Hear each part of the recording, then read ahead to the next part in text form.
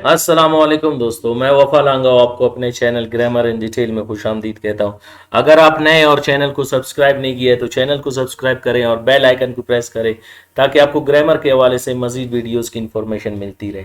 आज हम डिस्कस करेंगे second kind of definite pronoun, जिसको हम कहते हैं personal pronouns. Personal pronoun second kind है जो है डेमोस्ट्रेटिव प्रोनाउंस। पर्सनल हम ऑलरेडी डिस्कस कर चुके हैं और जो सेकंड काइंड है हम स्टार्ट करने जा रहे हैं वो है डेमोस्ट्रेटिव प्रोनाउंस। अब डेमोस्ट्रेटिव प्रोनाउंस की डेफिनेशन क्या है? Those pronouns which are used in the place of nouns to demonstrate और point out them are called demonstrative pronouns. वो प्रोनाउंस जो नाउन की जगह पर इस्तेमाल होते हो, और आपको पता है आर प्रोनाउन नाउन की जगह पे इस्तेमाल होता है। टू डेमोस्ट्रेट और पॉइंट आउट, डेमोस्ट्रेट के मानी है इशारा करना, पॉइंट आउट जो इशारा करते हो, आर कॉल्ड डेमोस्ट्रेटिव pronouns.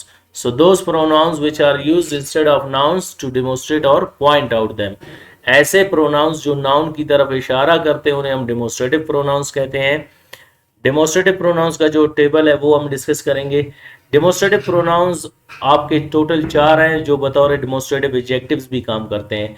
आज यहाँ पे हम समझेंगे कि demonstrative pronouns है क्या, और साथ साथ हम इनमें फ़र्क भी समझने की कोशिश करेंगे कि demonstrative pronoun और demonstrative adjectives में फर्क क्या है, आप इनको कैसे पहचानेंगे। टोटल ये 4 हैं, दिस, दैट, और इन्हीं का प्लूरल होगा दीज, दोज। टोटल ये तादाद में 4 हैं demonstrative pronouns, this, that, these, those. अब देखें, दिस ये करीब के लिए, दैट वो दूर के लिए, और इनको हम वाहिद के लिए इस्तेमाल करते हैं। दीज ये, दोज वो, इनको हम जमा के लिए इस्तेमाल करते हैं। वाहिद और जमा, ये फर्क होगा इनमें।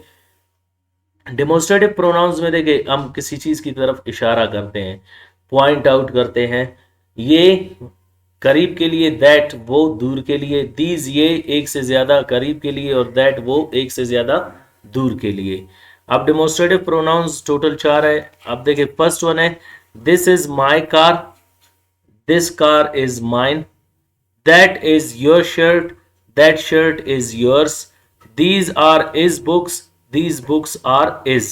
अब देखो इन 4 में हम फर्क समझने की कोशिश करेंगे कि ये डेमोस्ट्रेटिव प्रोनाउंस कब है, ये डेमोस्ट्रेटिव एडजेक्टिव्स कब है।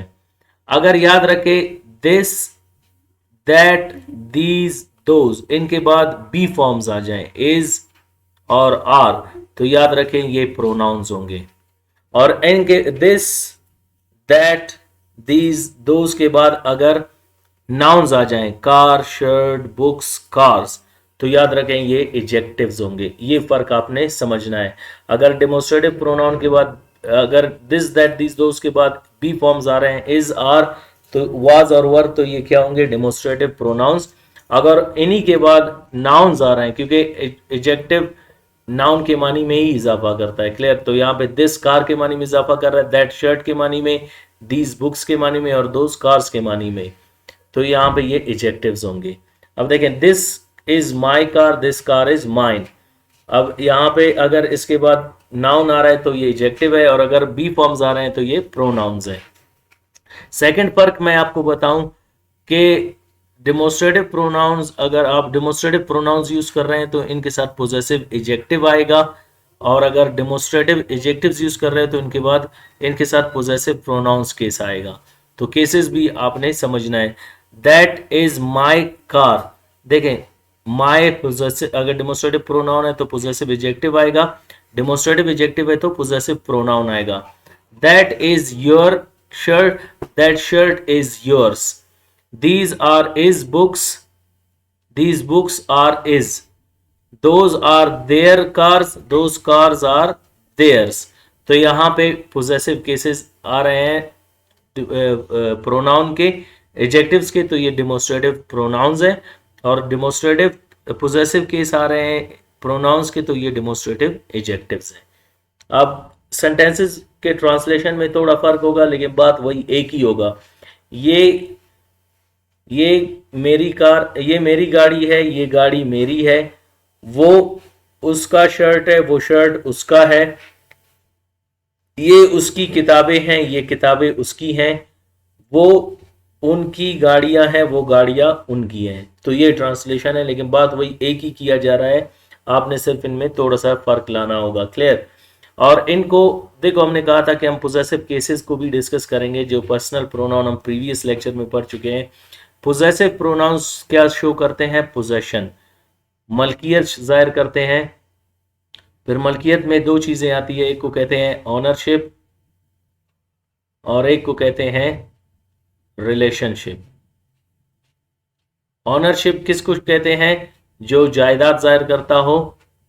और रिलेशनशिप क्या है? जो रिश्ता या ताल्लुक जाहिर करता हो। तो इसके लिए हम रिलेशनशिप यूज करेंगे। तो माय क्या है? पोजेसिव प्रोनाउन एडजेक्टिव्स हैं। My, your, his, their possessive adjectives हैं।